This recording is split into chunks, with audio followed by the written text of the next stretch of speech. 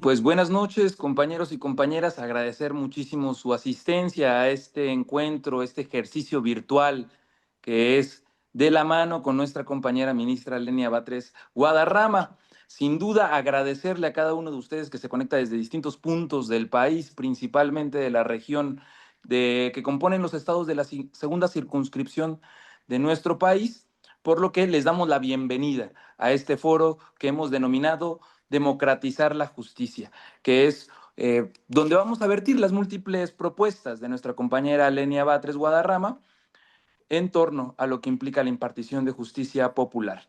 Sin más, quisiera también agradecer muchísimo a nuestro equipo de organización que ha implicado que esta invitación llegue a los rincones necesarios para que ustedes nos puedan estar sintonizando el día de hoy.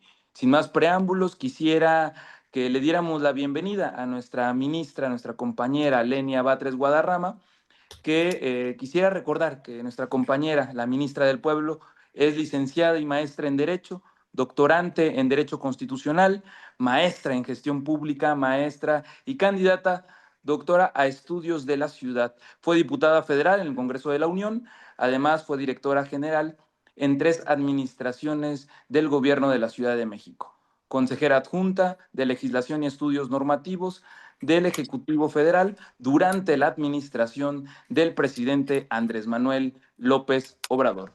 También fue profesora en la Universidad Autónoma de la Ciudad de México y de la Universidad Benito Juárez. Es coautora de 6 libros y un gran número de artículos académicos. Por eso es que hoy nos honra con su presencia y sobre todo con su ejemplo en el territorio, poniendo por delante lo que implica la democratización del Poder Judicial a través de llevar la información a todos los rincones de nuestro país, nuestra compañera Lenia Batres Guadarrama, que hoy está con nosotros, a la quien le pido le demos la bienvenida y sin duda celebramos este tipo de encuentros de manera virtual con todas ustedes. Adelante, ministra. Luis Alfonso, mucho gusto y mucho gusto a quienes están conectados en este momento.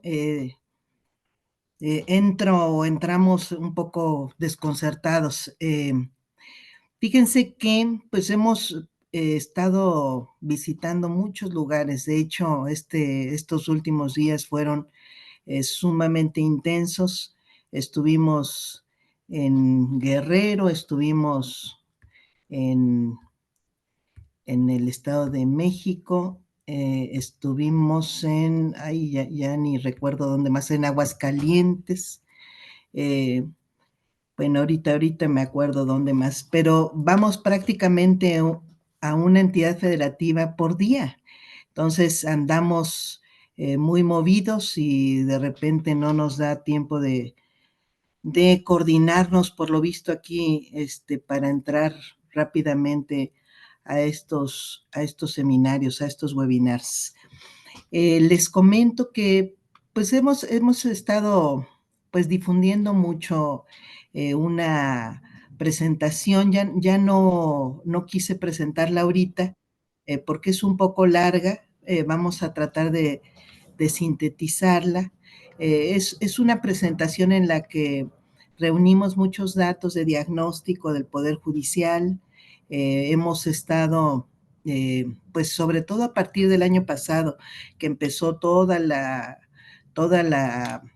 discusión primero de la iniciativa y luego ya de la reforma y las impugnaciones empezaron pues a manifestarse ya en la opinión pública muy fuertemente, pues muchas opiniones pues de quienes se resistían a esta reforma y luego vino un intenso paro de labores, 2 meses y medio paró el Poder Judicial, como ustedes recordarán, que por cierto, yo creo y he estado comentando parte de este fenómeno del paro, que pues es una cosa increíble, ¿no? Porque si hubiera parado el poder ejecutivo, pues el país se cae.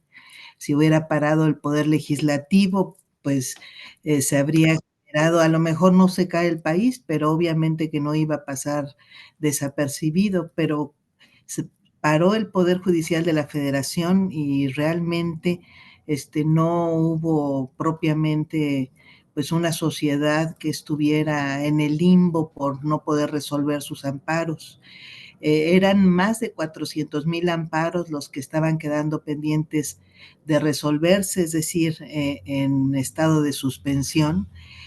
Pero fíjense que yo creo que todo esto, o este paro fundamentalmente, que no haya generado este disgusto social, pues creo que confirmó que el Poder Judicial simple y llanamente no resuelve asuntos sustanciales de la sociedad. En realidad no hubo grandes quejas porque los afectados de esos amparos pues estaban en contra de la propia reforma judicial, o gran parte, digamos, porque sí hay mucha gente que tiene que interponer amparos en materia penal, sobre todo, que obviamente no es parte de los privilegiados de este país. Pero digamos que se confirmó eso, que hay una desconexión muy grande de la sociedad respecto del Poder Judicial y que que este paro no haya consternado las bases de nuestra sociedad, pues confirma eso, que no resuelve problemas sustanciales de las y los mexicanos. Bueno, comento esta introducción porque justamente pues nos dedicamos a juntar algunos datos de percepción del Poder Judicial. Hay unos muy conocidos, ¿no? Cerca del 60% de la población o un poquito más considera que los jueces son corruptos. Hay una enorme percepción, es altísima, más de 80% la percepción de la sociedad de que la justicia es discriminatoria y desigual, que ese es un dato que yo creo que es muy importante, porque quiere decir que se confirma que percibimos a un poder judicial favorable para unos cuantos y simplemente no atento a los problemas de la sociedad en su conjunto. Yo creo que además, bueno, digo, o les comento esto para empezar. Eh, Hemos también estado recopilando otros datos, datos muy importantes respecto de la propia corrupción, y algunos otros datos de la discriminación y sobre todo algunos que tienen que ver con los excesos del Poder Judicial. Ya en la campaña yo me he concentrado en tres datos y quisiera, perdón, en tres temas y quisiera en esos temas concentrarme y concentrar justamente estos varios datos que hemos dado en la presentación que les digo, ya no quisimos ahorita mostrar. Estos tres aspectos o los tres temas que están nucleando la campaña que llevamos, la campaña de su servidora, son en primer lugar el tema de la justicia social, en segundo lugar el tema del acceso a la justicia y en tercer lugar justamente el combate a la corrupción y la austeridad en el Poder Judicial de la Federación.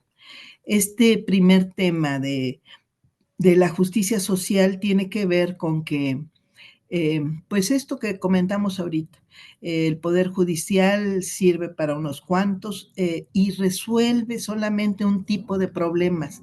Estructuralmente se nos convenció incluso hasta desde las propias facultades de derecho que los jueces están para resolver problemas entre particulares o problemas de particulares contra el Estado, que en general son individuales.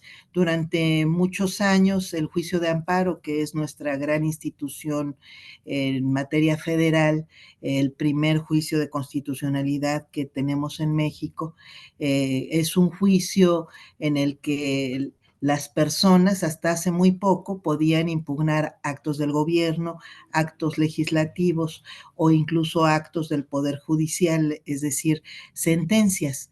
Es decir, era un juicio diseñado del ciudadano contra el Estado.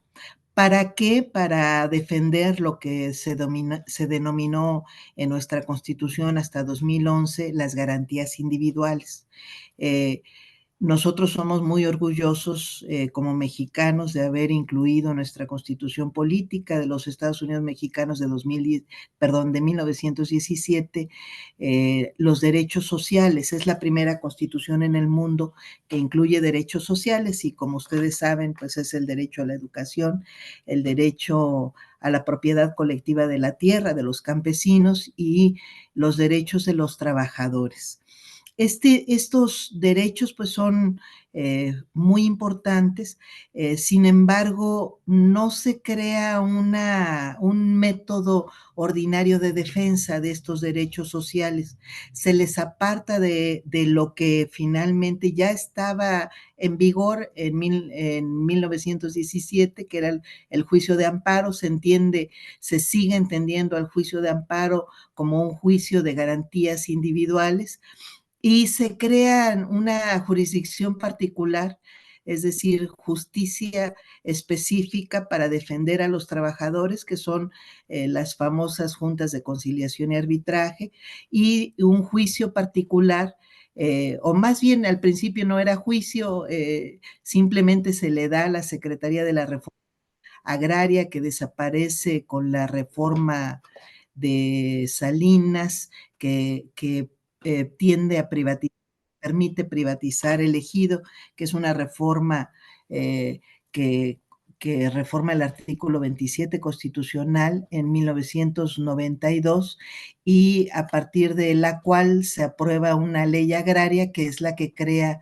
después tribunales agrarios en sustitución de la Secretaría de la Reforma Agraria, porque se decide a partir de ese momento que ya no hay tierra que distribuir entre los campesinos mexicanos y que cualquier controversia que exista sobre la propiedad de la tierra que hubiere anterior a esa fecha, pues será resuelta por tribunales agrarios que en un principio son parte del gobierno y después se les otorga autonomía.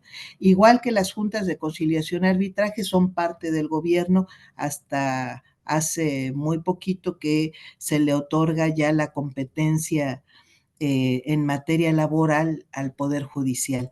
Pero digamos que así surge la defensa de nuestros derechos sociales por entidades separadas de los juzgados. Y mientras tanto, en los juzgados se tiene la percepción de que solamente sirven para defender derechos individuales, entonces denominados garantías individuales. A partir de 2011, que hay un reconocimiento pues o un reconocimiento de los derechos humanos tal cuales y por lo tanto del sistema internacional de derechos humanos, vienen a nuestra Constitución y a la defensa en juicio de amparo ya expresamente o más bien sin ser excluidos los derechos sociales porque finalmente son parte de los derechos constitucionales de las personas, de las comunidades, de la sociedad en su conjunto, y son también parte de los derechos reconocidos en la Declaración Universal de los Derechos Humanos. Entonces, ya se entiende que es materia de juicio de amparo, no solamente lo que se conocía como garantías individuales, sino también el derecho a la educación, a la salud, a la vivienda, el derecho a un medio ambiente sano, el derecho a la alimentación, el derecho de los trabajadores, el derecho a la seguridad social, y había habido un amparo agrario, se entiende ahora que sigue siendo defendible como parte de los derechos constitucionales, pero ya no existe propiamente un amparo particular en materia agraria. Eh, a partir de entonces, pues yo digo que no se justifica que se siga pensando que el juicio de amparo en particular no sirve para la defensa de los derechos sociales, pero además no se justifica que sigamos creyendo que los derechos sociales no son justiciables, es decir, que no puede demandarse ante los tribunales de nuestro país que se cumplan esos derechos constitucionales. Entonces, creo que estamos pues abriendo una puerta que debió haber permanecido abierta desde hace mucho, pero que implica muchas dificultades porque implica que los jueces sepan resolver de derechos sociales. Fíjense que hemos tenido en los últimos años casos cuando se litiga derecho laboral o derecho agrario, bueno, tenemos leyes muy precisas y además, pues por lo menos ya esta experiencia en que han sido ya exigibles en juicio, pero cuando se litigan derecho, por ejemplo, ahora que hemos tenido ya casos interesantes en los que se exige el derecho humano al agua o el derecho a la educación, tal como se encuentra ahora en nuestra Constitución, que fue reformada en 2021 para establecer que toda la educación que imparte el Estado, bueno, esa parte ya estaba, que toda la educación que imparte el Estado debe ser gratuita, pero se enfatiza ahora y se pone en el primer párrafo del artículo tercero constitucional que todos los mexicanos tenemos derecho a la educación laica, universal, gratuita, en todos los niveles, desde preescolar hasta la universidad. Esto no existía. Entonces, ahora que ya lo establece nuestra Constitución, hay jóvenes que han empezado a interponer amparos exigiendo la gratuidad de la educación en las instituciones públicas, en las universidades públicas. Y hasta ahora, tanto en ese caso como en este de comunidades, tenemos casos muy constantes, específicamente del municipio de Catepec, en el Estado de México, que han estado promoviendo muchos amparos y buscando que la Corte los atraiga. Bueno, hemos visto sentencias pues no muy razonables, ya de jueces que le han querido dar la razón a quien alega este derecho, pero que le dan a la autoridad 15 días para suministrar o para garantizar el suministro de agua potable al municipio de Catepec. Bueno, pues son sentencias imposibles.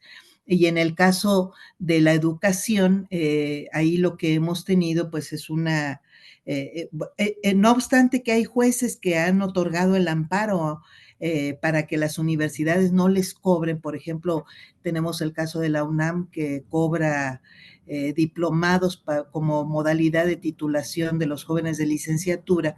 Específicamente es en estos casos que han estado interponiendo amparos y varios jueces de distrito les han dado la razón y les otorgan el amparo para que no les cobren y sin embargo ha venido aquí la universidad, bueno, allá la Suprema Corte, a solicitar que se reviertan esas resoluciones y se han revertido, se les ha negado el amparo a estos jóvenes. Hasta ahora de manera constante estuvimos a punto de ganar un juicio y ya estábamos convenciendo a la segunda sala de un criterio que nos pareció razonable porque fuimos a visitar al rector de la UNAM y le preguntamos específicamente si este tipo de sentencias favorables para los jóvenes podría hacerles daño a la UNAM, si alteraba realmente su presupuesto y nos contestó muy sorpresivamente el rector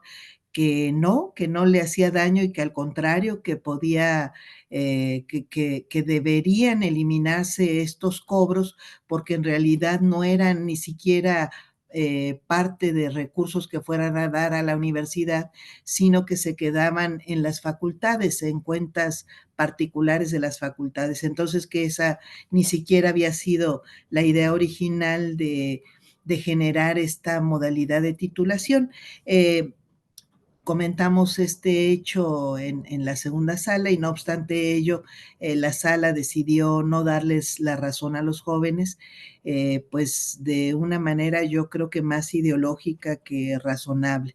Eh, porque finalmente nosotros podríamos empezar a alegar o por lo menos consultar con las instituciones universitarias qué tanto están obedeciendo el transitorio de esta misma reforma constitucional en materia de derecho humano a la educación, que obligó o que dice que esta obligación se tiene que cumplir de manera progresiva, es decir, paulatinamente, y por lo menos si la universidad pues está confesando que no le, ni siquiera le resta recursos a la propia institución, bueno, pues podríamos estar avanzando justamente de manera progresiva en cuanto al cobro específico de este tipo de modalidad de titulación. Pero pasa eso, entonces me refiero un poquito a estos dos casos porque lo que muestran es que no hay técnica, no hay lógica,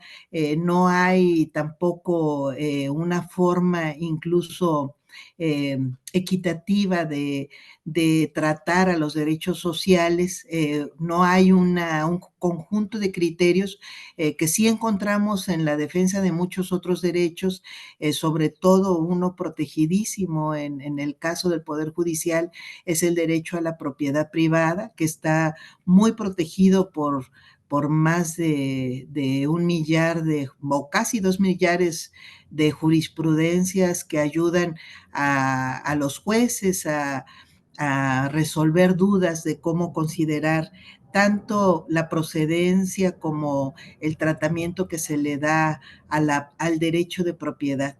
Entonces es un derecho humano, está protegido pues, o está considerado como un derecho humano tanto en la Declaración Universal de Derechos Humanos como en la Constitución Política de los Estados Unidos Mexicanos, y yo creo que debería ser también un tratamiento que se diera a los derechos sociales, que también pues se encuentran en nuestra propia Constitución y no tienen esta protección ni procesal ni sustantiva para justamente obligar a que los jueces no los desechen o que si los admiten, pues no resuelvan barbaridades como tiene usted 15 días para resolver toda la desigualdad de nuestro país, o como es esto de dótesele de agua a toda la población, porque no hay soluciones mágicas y porque efectivamente, pues en el caso de los derechos sociales, pues requieren una inversión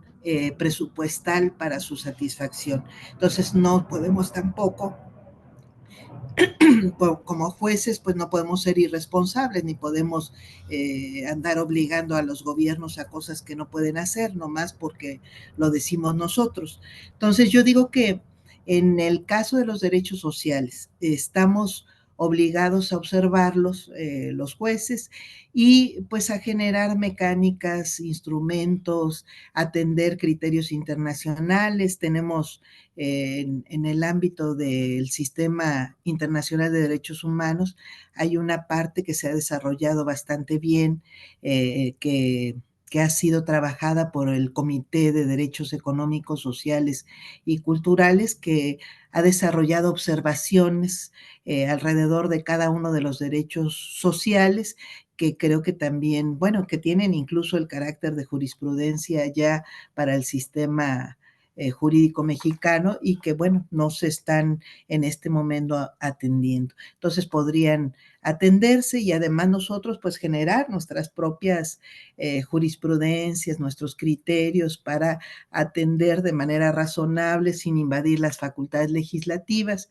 sin invadir tampoco las facultades de los gobiernos, sino más bien empujando a que los gobiernos, por ejemplo, municipales como el de Catepec, pues vaya cumpliendo sus obligaciones, si están obligados a tener un plan hídrico, pues que lo garantizar que lo tengan, si están obligados a incrementar el presupuesto, que es parte de la lógica de la progresividad en el caso de los derechos sociales, pues estar atendiendo, garantizando que si bien no podemos ordenar que en los próximos 15 días esté resuelto el problema, pues sí garantizar que no se disminuya el presupuesto que se está ya destinando a la infraestructura hidráulica, que estar observando que cada vez sean menos pipas las que garantizan el suministro del agua, porque ya hay una instalación hidráulica atendiendo el suministro de agua potable en una comunidad o un municipio determinado. Entonces, creo que esa parte tiene que desarrollarse. No aceptar que los derechos sociales son letra muerta, eso es muy importante, y garantizar que el juicio de derechos humanos que tiene nuestro país, que es el juicio de amparo, pues también ayude a resolver derechos sociales, porque finalmente en México, como en el mundo entero, pues el principal problema de injusticia es la desigualdad social, es la pobreza. No hay nada más injusto que la pobreza. Las personas no decidimos cómo, en qué familia, con qué recursos crecemos. Nacemos y digamos que hay un factor de suerte que nos toca a la sociedad ayudar a equilibrar, porque la misma necesidad de desarrollarse como persona con dignidad íntegra tiene una persona que nace en una cuna con muchos recursos, en familias muy adineradas, que las personas que nacen, que tienen la mala suerte de nacer con muchas limitaciones económicas, en familias que no pueden resolver totalmente o no resuelven porque no les alcanza de manera totalmente satisfactoria, pues esta base de necesidades sociales que justamente atiende los derechos sociales. Entonces, es muy importante. Quien necesita más apoyo en términos de justicia, pues no son las personas que ya tienen garantizado su piso mínimo y máximo también de desarrollo personal y colectivo, sino quienes no lo tienen. Tema número uno. Tema número dos es el del acceso a la justicia, que en este caso, pues nosotros estamos muy concentrados en que se generen múltiples mecanismos, no hay uno solo, ni tampoco puede haberlo y además pueden variar, pero lo que queremos transmitir es que es indispensable que la gente tenga acceso a la justicia. El servicio público de justicia, porque eso es lo que hace un juez, no le está dando servicio, no está al alcance de cualquier mexicana o mexicano que necesite resolver un problema específico ante un juez. Esa es la falta de acceso a la justicia. Quienes actualmente tienen muchos recursos, incluso litigan todo, litigan cualquier problema que tienen, es una demanda, es un juicio y ahí tenemos el grueso de la actividad jurisdiccional, es decir, de los juicios y del trabajo de los jueces y de los juzgados, se dedica a resolver los problemas de quien tiene dinero para interponer juicios. Entonces, tenemos que garantizar que si hay familias o hay personas que tienen que regularizar, por ejemplo, predios, que esto pasa mucho en nuestras ciudades, en las capitales, sobre todo zonas metropolitanas, que luego están muy desbordadas de problemas urbanos, pues uno de estos problemas suele ser el de la regularización de los inmuebles, porque a veces los heredan o a veces se transmiten o se comparten de predios familiares que se van dividiendo y en esas divisiones a veces no se escrituran a tiempo y va sucediendo que crece la familia y se van improvisando nuevas divisiones de los predios hasta que llega un momento en el que alguien se molesta porque queda inconforme de la división que se hace y cuando viene un problema de este tipo desorganiza a la familia entera porque pues ya son muchos predios dentro de predios grandes y tienen que irse forzosamente a algún juicio. En otros casos, pues hay simplemente juicios sucesorios que no se llevan ante la falta de un testamento y no se llevan porque se sabe o porque se explora y se conoce que un abogado, un despacho, cobra un dinero considerable por llevar esos juicios. Entonces se espera la gente mucho tiempo y luego deja incluso ni siquiera testamentos, sino hasta documentos informales transmitiendo a los hijos o a otros familiares o personas, pues el patrimonio que se tiene originariamente. Entonces, pasa eso de que pues estos casos tienen que resolverse tarde o temprano en un juicio y se tiene que tener acceso a ese juicio y va a costar algo. De recursos. Un juicio en nuestro país no prescinde de abogados. En materia federal ya nadie puede representarse a sí mismo. Todas las materias necesitan una abogada, un abogado para poder resolverse en juicio. Entonces es muy importante que pues tengamos acceso a esos abogados. En teoría, pues hay defensorías públicas, defensorías de oficio, tanto en los estados como a nivel federal. A nivel federal, la Defensoría Pública pertenece al Poder Judicial de la Federación. En los estados, casi todas las defensorías pertenecen al gobierno, al Poder Ejecutivo. Entonces, bueno, tienen diferentes grados de atención, de integrantes, de mecanismos para garantizar que los abogados atiendan los juicios de la gente a la que están representando. Y pasa muchísimo en muchos estados que se les paga muy mal y entonces además se les llena de juicios, están muy desbordados los defensores, las defensoras de oficio, y de repente como no se les paga bien, entonces tampoco se les exige mucho y nadie revisa si llevó bien o no el asunto que tenía encomendado o los asuntos que tenían encomendados.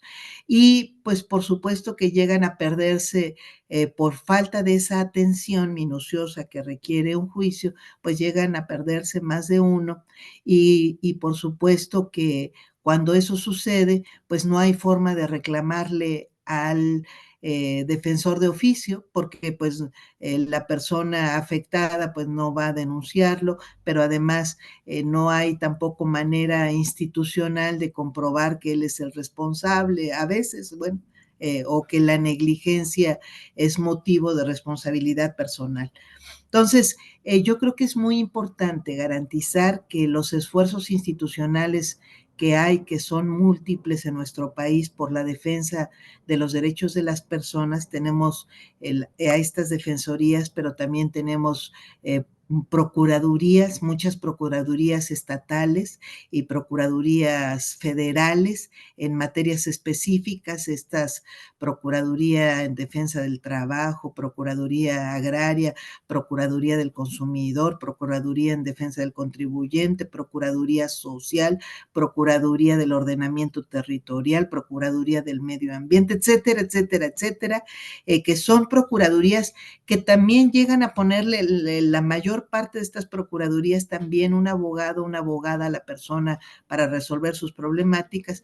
Yo creo que pueden unir sus esfuerzos, incluso me atrevería a pensar que hasta con las comisiones de derechos humanos, tanto las estatales como la federal, para afianzar la defensa de los derechos de las personas, empezando obviamente por los derechos humanos, que son los más importantes, y que pudieran obtener sentencias firmes, no nada más recomendaciones, como sucede con las comisiones de derechos humanos, que pueden o no cumplirse, sino sentencias firmes de una autoridad, que en este caso tendría que ser un juez, una jueza, para que, pues, digamos que tenga ya un reconocimiento el derecho que están reclamando.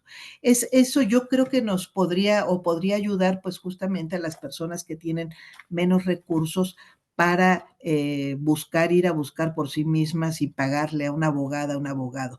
Es indispensable que si el Estado otorga una abogada, un abogado gratuito, que hagan bien su trabajo, que no defrauden a nadie, que no engañen y que no abandonen los asuntos. Pero además es indispensable que cualquier persona que no tiene dinero y tiene la necesidad de llevar un juicio pueda hacerlo, porque los juzgados son un servicio público que debe estar al alcance de todas las personas. Esta es una idea fundamental. Hay muchos otros recursos, la tecnología debería volcarse también para ayudar a la gente a este mismo acceso, para orientarla, para incluso darle alternativas, no necesariamente todos los problemas se resuelven en juicio, quizá haya otra alternativa para problemas específicos para que no lleguen a juicio. Bueno, yo creo que la tecnología podría ayudar pues a que haya incluso por parte del propio o de los propios poderes judiciales, estatales y federal, pues a otorgar asesorías y asesoría de calidad a las y los mexicanos. Y luego tenemos hasta otra infraestructura, hay casas de la cultura jurídica muy pomposas en cada estado de la República que son parte de la Suprema Corte de Justicia de la Nación. Yo creo que también podrían ayudar a proporcionar asesoría jurídica gratuita, es decir, una multiplicación de información que ayude a que la gente sepa cómo ejercer y ante quién ejercer sus derechos y en última instancia cómo interponer un juicio y lo pueda realizar porque esa es la vía para resolver sus problemas. Y en último lugar, en tercer lugar, pues nos estamos concentrando pues en el tema del combate a la corrupción porque es indispensable. Si hay corrupción, pues no llegan los servicios públicos a la gente, si hay corrupción se desvía el objetivo de cualquier institución pública, bueno, también privadas, pero digamos que son las públicas las que nos interesan. Y en el caso del Poder Judicial, cuando hay corrupción, pues hay multiplicación de la injusticia. La corrupción desvía el objetivo, la corrupción pues hace que un juez no resuelva conforme a derecho, sino que resuelva conforme justamente pues conforme alguien le otorga algún tipo de beneficios, fundamentalmente dinero, y por supuesto que cuando hay este tipo de corrupción, pues va a haber una contraparte en un juicio que no va a recibir pues la sentencia favorable que seguramente le daba la ley. Ese es el problema de la corrupción. La corrupción pues es una monserga, una carga indeseable, no es justificable en ningún ámbito, pero en el caso del Poder Judicial mucho menos, porque el Poder Judicial pues tiene justamente la misión de impartir justicia y si hay corrupción lo que imparte es injusticia, eso es seguro. Entonces actualmente pues es un multiplicador por las redes de connivencia que hay en el interior del Poder Judicial, esto que llamamos tráfico de influencias, que funciona mucho con favores que se hacen unos jueces a otros, se ayudan hoy con una sentencia, mañana con otra, el juez no necesita ni abrir el expediente para saber lo que va a resolver, porque ya lo tiene acordado con otra persona y por supuesto pues va a implicar pues esa resolución injusta para la otra parte.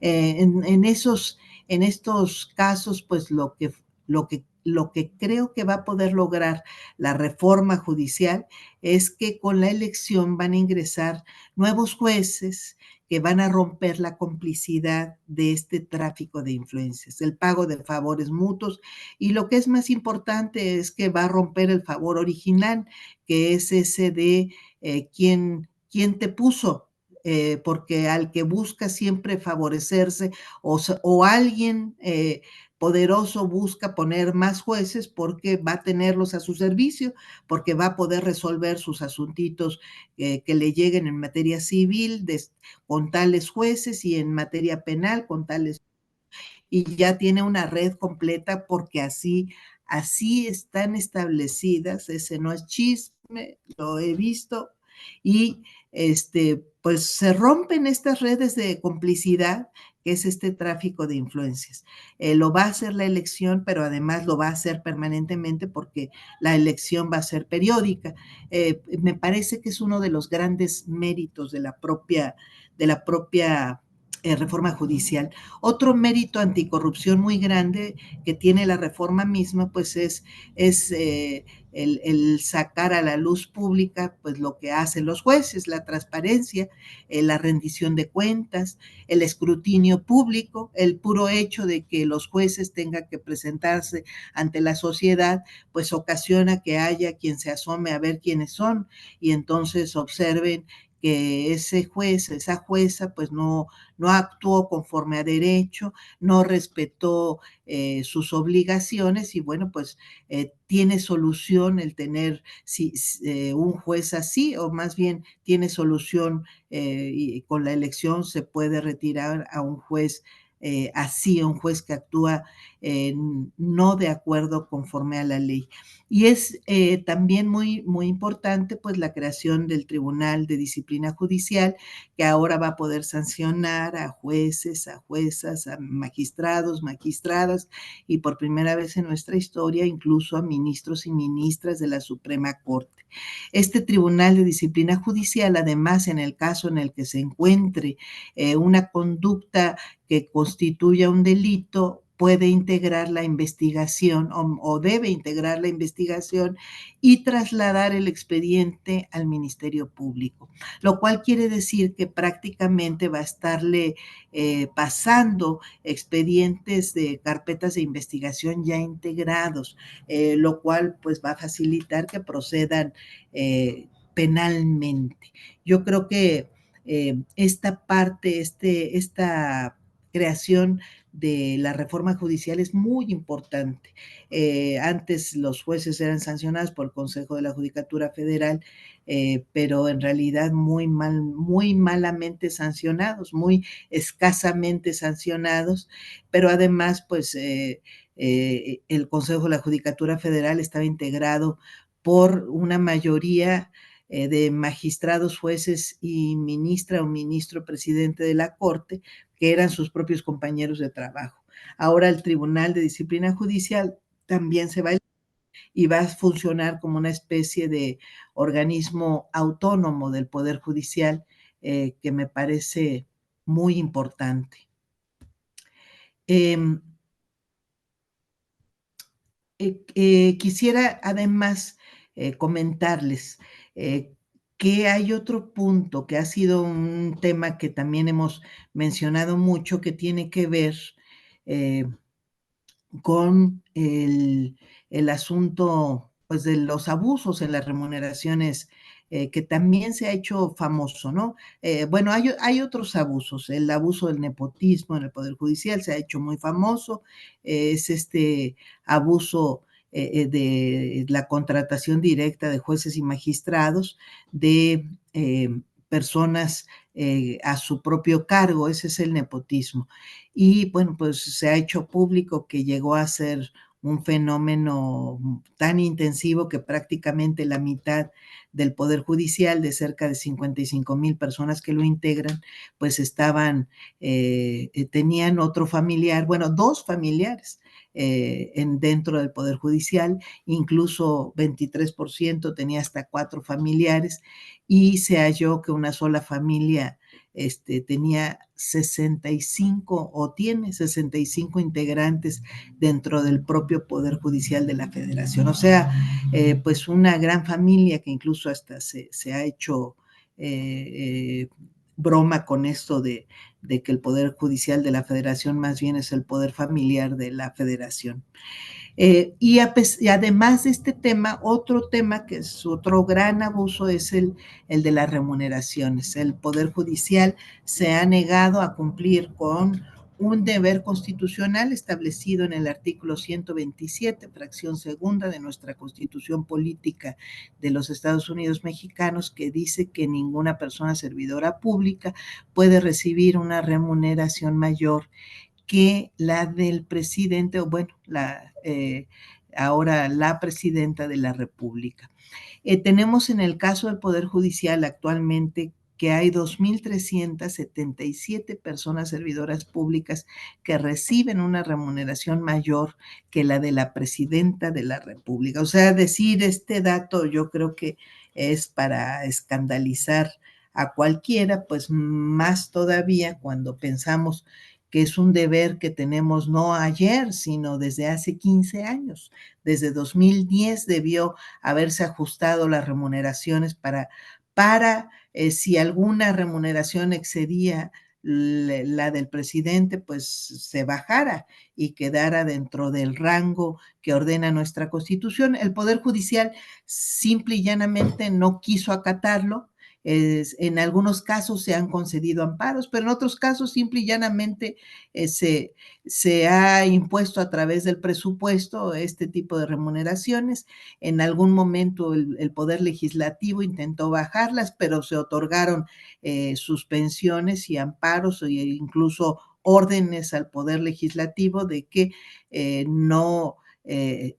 no moviera estas remuneraciones. No ha habido mayor, que a mí me parece esa la parte todavía más grave, no ha habido una sola jurisprudencia, es decir, un criterio obligatorio del Poder Judicial que nos indique alguna razón por la cual se comete este abuso, es decir, que incluso intente por lo menos justificarse jurídicamente. No lo hay y seguramente no lo hay porque no hay justificación legal. La Suprema Corte no ha discutido un criterio que justifique el no cumplimiento, declaró inconstitucional la primera ley de remuneraciones de servidores públicos, es una ley, si mal no recuerdo, de 2018, 2019, pero la reforma constitucional era anterior, o sea, ha sido un deber permanente y apenas se declaró inconstitucional ya la ley secundaria, el Congreso de la Unión emitió otra ley que está plenamente vigente y que no se cumple, simple y llanamente no se ha querido cumplir. El tema es grave cuando observamos que en 2024 y los años anteriores, incluso llegó en 2000, antes de 2019, la remuneración de ministros y ministras llegó a ser de más de 700,000 pesos. En 2024, la remuneración de un ministro o una ministra era de 595,000 pesos y fracción, por todas las prestaciones que se vino dando a sí mismo el Poder Judicial, bueno, la Suprema Corte en particular, seguro de gastos médicos mayores, seguro de separación individualizado, pago de riesgos de más de 400,000 pesos, prestaciones tales como colegiaturas de más de 25,000 pesos al mes para instituciones privadas, por supuesto. Todo esto pues hizo que subiera muchísimo pues esta remuneración, 85,000 pesos al mes para alimentos, es otra prestación inaudita por fuera del sueldo, en fin, y generó pues este monto de 595,000 pesos. Nosotros venimos insistiendo en este tema particularmente porque su servidora desde que ingresé a la Corte, desde que tomé, bueno, desde antes de tomar protesta, cuando fui nominada por el entonces presidente Andrés Manuel López Obrador, pues para ocupar lo que finalmente va a ser la última vacante de la Suprema Corte de esta era, pues se me preguntó en el Senado de la República si estaba dispuesta a cumplir con la remuneración establecida en nuestra Constitución y desde entonces yo me comprometí a cumplir y cada quincena la cumplo, devuelvo el excedente de lo que gana la presidenta de la República, bueno, el entonces presidente, luego la presidenta, de esa cantidad de remuneraciones, además de que no recibí ni recibo seguro de gastos médicos mayores, seguro de separación, pago de riesgos, ninguna de esas prestaciones, colegiaturas, etcétera. No he recibido nada de eso, ni los 85,000 pesos de alimentos, y he estado devolviendo este excedente. Esto es muy importante. Porque finalmente logramos algo hacia finales del año pasado. Fíjense, de tanta insistencia y de decirles o recordarles que estábamos violando la Constitución o estaban violando la Constitución, finalmente en diciembre, cuando estamos discutiendo el presupuesto de 2025, los propios ministros aceptan por primera vez en 15 años que debe por lo menos ponerse el sueldo, la parte que se recibe en efectivo, debe igualarse al sueldo de la presidenta de la República. No han querido bajar las prestaciones, siguen recibiendo esos seguros que, por cierto, están prohibidos actualmente en la Ley Federal de Austeridad Republicana, siguen recibiéndolos, pero por lo menos aceptaron que recibir un sueldo igual al de la presidenta.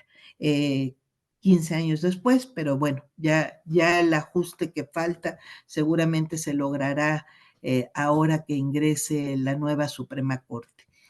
Eh, y fíjense, bueno, yo les hice la cuenta varias veces a los ministros porque desdeñaban como si no fuera una cantidad importante lo que se podía ahorrar con este excedente, y les hice la cuenta en diciembre y ahora la volví a hacer ahora en marzo pasado, y fíjense que su servidor ha ahorrado hasta el momento, le ha ahorrado a la Suprema Corte ya casi 4 millones de pesos de la devolución de excedentes y del no cobro de estos seguros y demás prestaciones. Y además le pedí a mi equipo que no recibiera tampoco estas prestaciones indebidas o ilegales, y no recibe pues 2 seguros que les dan a los trabajadores en general del propio Poder Judicial, que son estos mismos seguros de gastos médicos mayores, seguro de separación individualizada. No lo reciben, y mi equipo de trabajo le ahorró 11 millones de pesos más al Poder Judicial. Es decir, su servidora, una ministra y su equipo de trabajo, nada más le ahorramos en un año, 4 meses, más de 15 millones de pesos al Poder Judicial. Esto, eh, no por un acto de generosidad, sino por el simple cumplimiento de la ley, porque es dinero que no es nuestro, es dinero del pueblo mexicano que debíamos devolver al pueblo mexicano, como finalmente hacemos a través de la tesorería de la Federación. Eh, si los 2.377 servidores públicos, fíjense ustedes, ganaran no menos como debería ser, sino lo mismo que gana la presidenta de la República, ¿saben cuánto estaríamos ahorrando al año? 2.167 millones de pesos. Es decir, es muchísimo dinero. Ya quisieran cuántos municipios tener una parte de esos recursos. Y si lo multiplicamos por 15 años, que el Poder Judicial no ha querido cumplir con esta obligación constitucional, pues nos dan más de 30,000 millones de pesos, así de simple, así de significativo y así de importante es cumplir la ley. Entonces, yo creo que pues debemos reintegrarlo a la brevedad posible. Creo que lo vamos a lograr ahora con la reforma. Sin embargo, incluso si ni siquiera fuera significativo este ahorro, pues es dinero del pueblo mexicano y los servidores públicos no tenemos derecho a apropiarnos de él, mucho menos quienes somos los guardianes de la ley y de la Constitución, teóricamente, como somos las personas juzgadoras de nuestro país. Peor aún, quienes formamos parte de la Suprema Corte de Justicia de la Nación. Pues estos son los principales temas que estamos, de los que estamos ahora hablando, en los que nos estamos concentrando: la justicia social, el acceso a la justicia y el combate a la corrupción y la austeridad en el Poder Judicial de la Federación. Creo que corrigiendo, reencauzando estos temas, podemos contar con un Poder Judicial que ayude a los mexicanos, a las mexicanas a resolver sus problemas, sobre todo los más importantes, que son los problemas de subsistencia, alimentación, salud, vivienda. Quien no tiene un techo, quien no tiene alimentos, quien no tiene un mínimo de salud, pues qué dignidad puede estar ejerciendo, qué vida, qué libertad puede estar ejerciendo. Pues nos volvemos esclavos de nuestras circunstancias, y sí es muy importante que los seres humanos tengamos capacidad de tomar decisiones, y estas pues tienen que partir ya de un piso de necesidades resuelto. Pues muchas gracias. Les mando un abrazo muy fuerte a quienes nos escuchan desde San Luis Potosí, desde Nuevo León, Guanajuato, Coahuila, Aguascalientes. Les mando un saludo afectuoso y no sé si tengamos, Luis Alfonso, este, alguna pregunta que tú quieras, o lo que estás pensando ahora a continuación. Muy bien, pues muchísimas gracias, compañera Lenia Batres Guadarrama. Sin duda, este ejercicio virtual nos permite llevar más lejos lo que implica esta encomienda histórica de democratizar el Poder Judicial. Agradecemos mucho su tiempo. Sin duda, sí tenemos varias preguntas que nuestro equipo ha podido seleccionar muy bien y que sin duda agradecemos que en Zoom hemos sido más de 100 personas conectadas, al igual que en Facebook. Están ahí presentes también una audiencia importante y me gustaría también muy rápidamente comentar algunos comentarios que hay en torno a pues el apoyo que le demuestran, como Calixto, que le dice: mis respetos para usted, Lenia Batres Guadarrama, votaremos el domingo 1 de junio a favor de usted, indudablemente. Y tal cual así lo pusieron letra por letra en mayúsculas. También Jabs Habs dice: desde California, viva la ministra del pueblo. Y sin duda, así tenemos una gran cantidad de comentarios respaldándola desde muchos rincones del país. Y desde esos comentarios que estamos nosotros leyendo, tenemos tres preguntas que nos parecen muy valiosas, que sería fundamental que pudiera también ayudarnos desde su opinión, desde lo que implica este cambio de paradigma en torno a entender la justicia también como una justicia popular, como una justicia que tiene que ayudar al tema de una justicia social. Y en estas tres preguntas nos hace nuestro auditorio. La primera es: ¿cómo podemos conocer el trabajo de los jueces y magistrados? Esa es la primera. La segunda es: ¿cómo podemos en mi comunidad tener un defensor para poder denunciar contra los invasores de tierras? Saludos desde Coahuila. Esa es la segunda pregunta. Y una tercera dice: candidata, ¿qué se puede hacer con los casos de asesinatos de luchadores sociales, políticos, que están sepultados en los archivos sin justicia? Esas son las tres preguntas que el día de hoy nuestro auditorio nos ha vertido en nuestros comentarios y sin más le regreso el uso de la voz, compañera ministra Lenia Batres Guadarrama. Gracias, Luis Alfonso. Estoy viendo aquí que en los comentarios les mando muchos abrazos, son muy lindos ustedes. Muchos abrazos. A mí me conmueve mucho luego que pongan estas cosas. Amor con amor se paga. Les mando muchos abrazos. Y aquí muy amablemente alguien que vio mi despiste hace ratito me dice que estuve en este fin de semana en Acapulco, en Aguascalientes, en Álvaro Obregón, en Monterrey. Muchas gracias. Y también estuvimos en Chiapas, además de estos lugares. Entonces sí queda uno medio turulato de repente, pero todavía articulamos a estas alturas. Sobre las preguntas, ¿cómo tener una defensa, verdad? Es la primera. La Eh, primera es: ¿cómo Comunidad. podemos conocer el trabajo de los El jueces y trabajo. magistrados? Gracias, Luis Alfonso. Eh, bueno, ahorita no se puede conocer mucho porque es casi indescifrable, incluso hasta para los abogados a veces es medio indescifrable. Justamente por eso es muy importante la reforma. Ahorita se puede conocer pues lo que se hace público y desafortunadamente no tenemos la obligación de hacerlo público todo. En el caso de los ministros de la Suprema Corte, fíjense que el 95% de las sesiones de la Corte son privadas y los asuntos, el grueso de los asuntos se llevan ahí.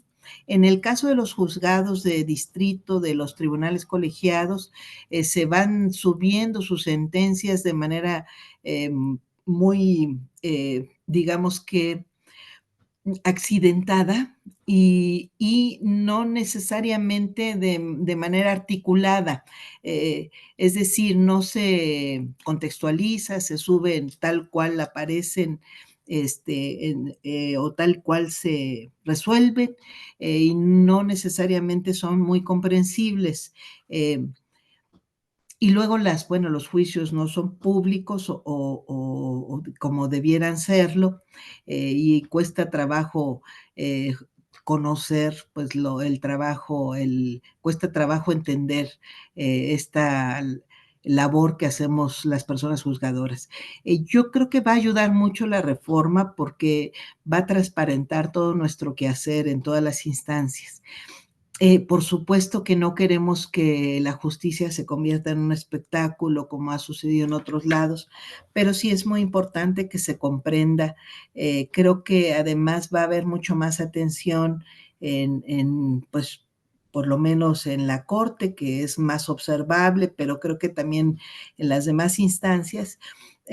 Y creo que se puede incluso desarrollar mucho mejor. Ya lo hay un periodismo particular que se dedica a tratar de comprender los asuntos que resuelve el Poder Judicial, pero creo que ahora va a ser más fácil, va a ser un periodismo más sencillo y además creo que vamos también a estar más preocupados en el Poder Judicial por emitir sentencias entendibles. Entonces, ¿cómo se puede conocer? Pues por lo pronto no hay mucha forma de conocerlo, es mandar a todo mundo a que se meta al mar de las resoluciones del Poder Judicial y no es un mar muy amistoso, esa es la verdad. Pero esperemos pronto estarlo haciendo mucho más comprensible, amistoso y obligadamente comunicado con la población. La otra pregunta era esa de la defensa, ¿verdad? Defensa de las comunidades, ¿cómo podemos garantizar su defensa? Sí, sí era así, ¿verdad, Luis? Sí, la segunda pregunta es, ¿cómo podemos en mi comunidad tener un defensor para poder poner denuncias contra invasores de tierra? Específicamente. Ok. Bueno, contra invasores de tierra y contra cualquier otro problema. Yo creo que por lo pronto, si la pregunta es para este momento, yo creo que se debe acudir ante alguna autoridad. Si hay defensoría de oficio en la comunidad, pues se puede acudir a ella. Si no la hay, yo creo que se podría acudir si la invasión es de tierra agraria, pues a la Procuraduría Agraria, si está muy lejos la Procuraduría Agraria, yo creo que pues, pues no tienen muchas alternativas por lo pronto, pero creo que podemos podemos ver, buscar alguna otra institución pública o social que pudiera ayudar a defender si es un tema muy grave. Pero no, por lo pronto institucionalmente, pues esos son los canales. No tenemos una forma de obligar a nadie, ni siquiera al municipio, a estar atendiendo ahorita este tipo de problemas. Entonces, si el problema es presente y grave, yo lo que les pido es que más bien se comuniquen con nosotros y veamos ya es cómo les podemos ayudar. Muy bien, ministra. Y la tercera pregunta es, candidata, ¿qué se puede hacer con los casos de asesinatos de luchadores sociales políticos que están sepultados en los archivos sin justicia? Ay, ese es un tema horrible, ¿verdad? La impunidad del pasado. Este, pues hay que desempolvarlos. Ese es un tema feo.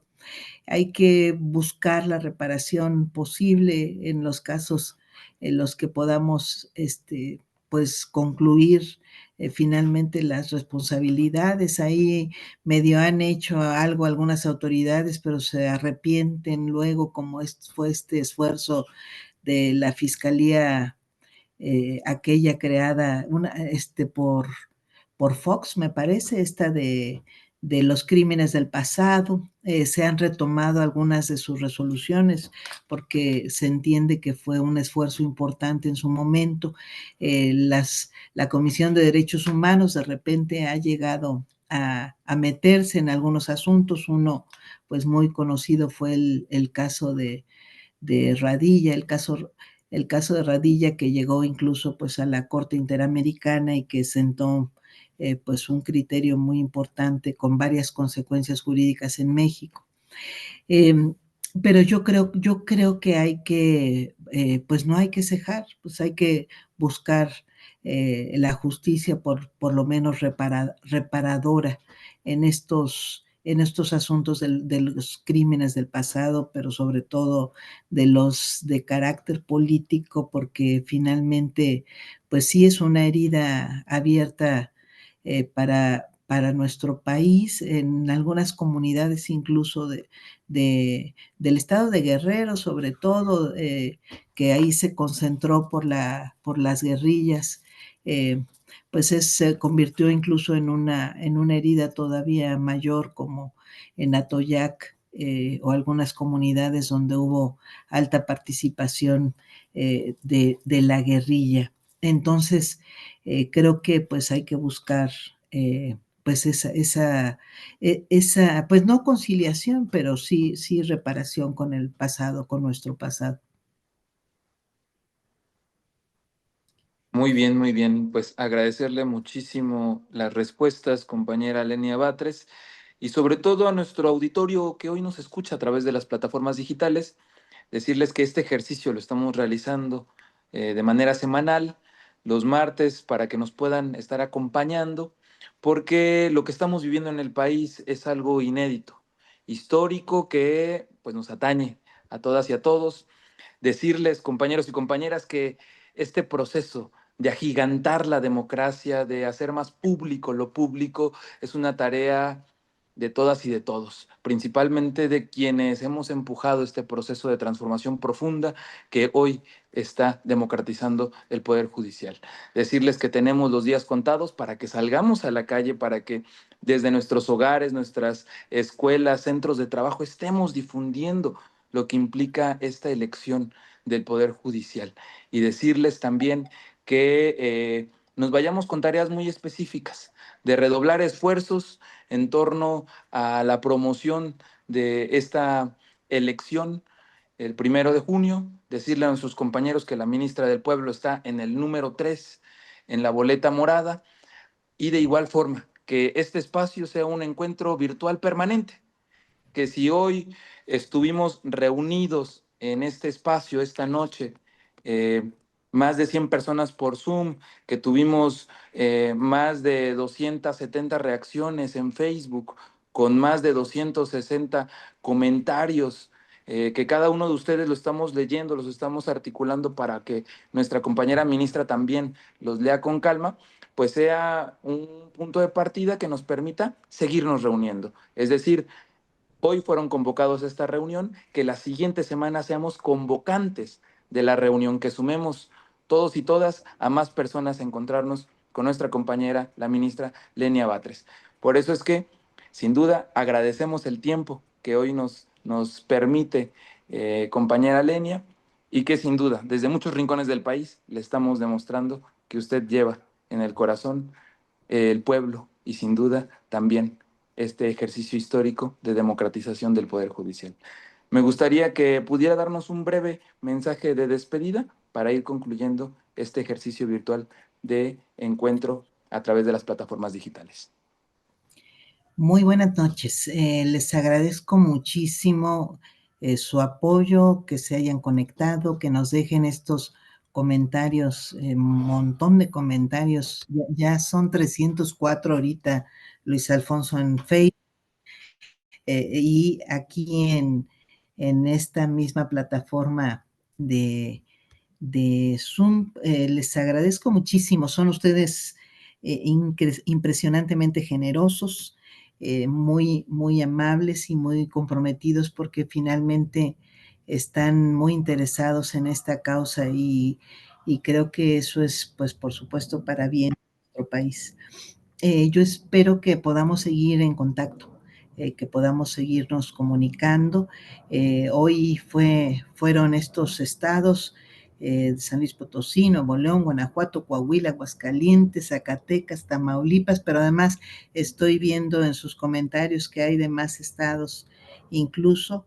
Eh, Les mando un beso muy grande, mucho afecto,